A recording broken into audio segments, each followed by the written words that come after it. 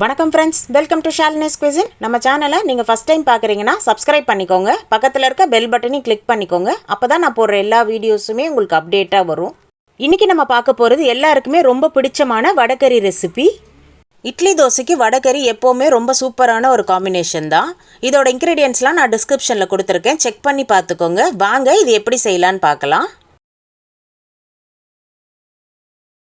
இப்போ இந்த வடைக்கறிக்கு தேவையான கடலைப்பருப்பை நம்ம முதல்ல ஊற வச்சிடலாம். நான் இதுக்கு 200 கிராம் கடலைப்பருப்பு எடுத்திருக்கேன். இப்போ இது ஒரு 2-3 வாட்டி நல்லா வாஷ் பண்ணி எடுத்துகிட்டு வந்துடலாம்.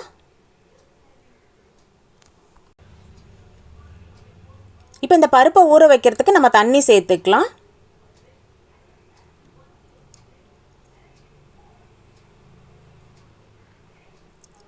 ஒரு ஸ்பூன் சோம்பு, 4 காஞ்ச மிளகா. இது ஒரு 3 மணி நேரத்துக்கு நல்லா ஊற வச்சுக்கலாம்.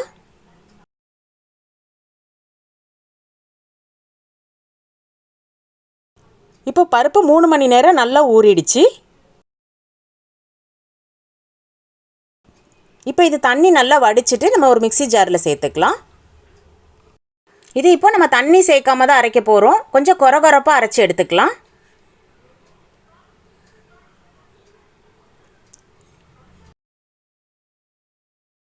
இப்போ இந்த மாதிரி பக்குவத்தில் அரைச்சிக்கோங்க.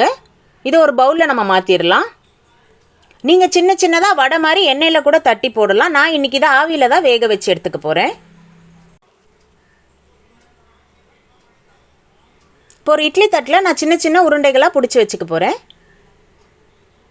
நீங்கள் இதை வடை மாதிரி கூட தட்டி கூட வேக வச்சுக்கலாம். நான் இந்த மாதிரி குட்டி குட்டியாக உருண்டை மாதிரி நான் பிடிச்சி எடுத்திருக்கேன்.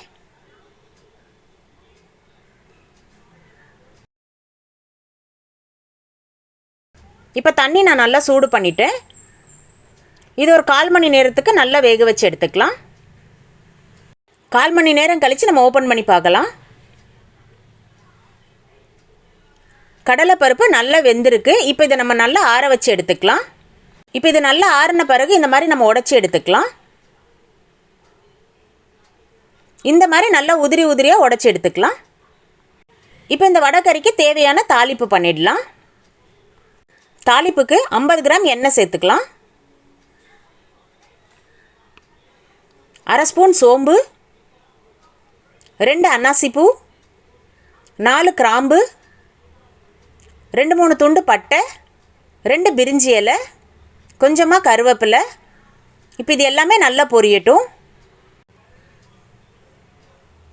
பொடியாக நறுக்குன 2 வெங்காயம் சேர்த்துக்கோங்க.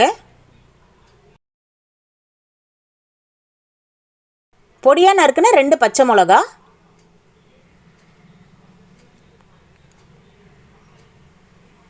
இப்போ வெங்காயம் நல்லா வதங்கினோன்னா நம்ம பொடியாக நறுக்குன 2 தக்காளி சேர்த்துக்கலாம். 1/4 ஸ்பூன் மஞ்சத்தூள். இந்த வடைக்கறிக்கு தேவையான உப்பு சேர்த்துக்கலாம். வெங்காயம் தக்காளி நல்லா மசிகிற அளவுக்கு நல்லா வதக்கி விட்டுறலாம். இப்போ நம்ம ஊற்றின எண்ணெய் நல்லா பிரிஞ்சு வர வரைக்கும் நல்லா இந்த மாதிரி வதக்கி விட்டுறணும். இப்போ 1 டேபிள் ஸ்பூன் இஞ்சி பூண்டு விழுது சேர்த்துக்கலாம். இஞ்சி பூண்டு விழுது பச்சை வாசனை போகிற வரைக்கும் நல்லா வதக்கி விட்டுறலாம். 1 ஸ்பூன் சில்லி மிளகாத்தூள், 1 ஸ்பூன் தனியாத்தூள். இப்போ இது எல்லாமே எண்ணெயிலே நல்லா வதக்கி விட்டுறலாம்.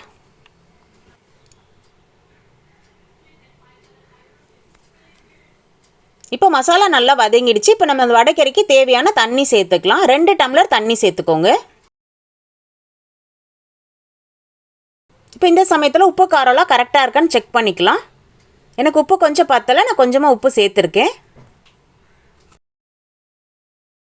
இப்போ இது நல்லா கொதிக்க ஆரம்பிச்சிருச்சு. இந்த ஸ்டேஜில் நம்ம எடுத்து வச்சுருந்த கடலைப்பருப்பை சேர்த்துக்கலாம்.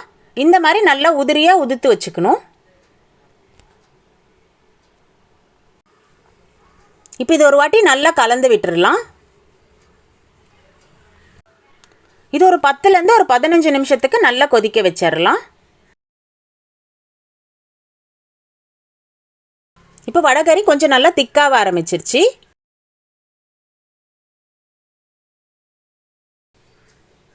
இப்போ பொடியாக நறுக்குன கொத்தமல்லி சேர்த்துக்கலாம். அவ்வளோதான், நல்லா சூப்பராக ரெடி ஆகிடுச்சு பாருங்கள். நல்ல பர்ஃபெக்டான வடைக்கறி.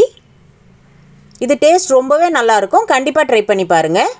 நல்லா சுட சுட இட்லியோட இந்த வடகரியோட சேர்த்து சாப்பிட்டு பாருங்கள். டேஸ்ட் அவ்வளோ நல்லாயிருக்கும். இந்த ரெசிபி உங்களுக்கு பிடிச்சதுன்னா லைக் பண்ணுங்கள், ஷேர் பண்ணுங்கள். மறக்காமல் ஷாலினிஸ் குவிசின் யூடியூப் சேனலை சப்ஸ்கிரைப் பண்ணிக்கோங்க. பக்கத்தில் இருக்க பெல் பட்டனை கிளிக் பண்ணிவிட்டு ஆல் கொடுத்துக்கோங்க. அப்போ தான் நான் போடுற எல்லா வீடியோஸுமே உங்களுக்கு அப்டேட்டாக வரும். எப்படி இருந்துன்னு கமெண்ட்லேயும் சொல்லுங்கள். தேங்க்ஸ் ஃபார் வாட்சிங்.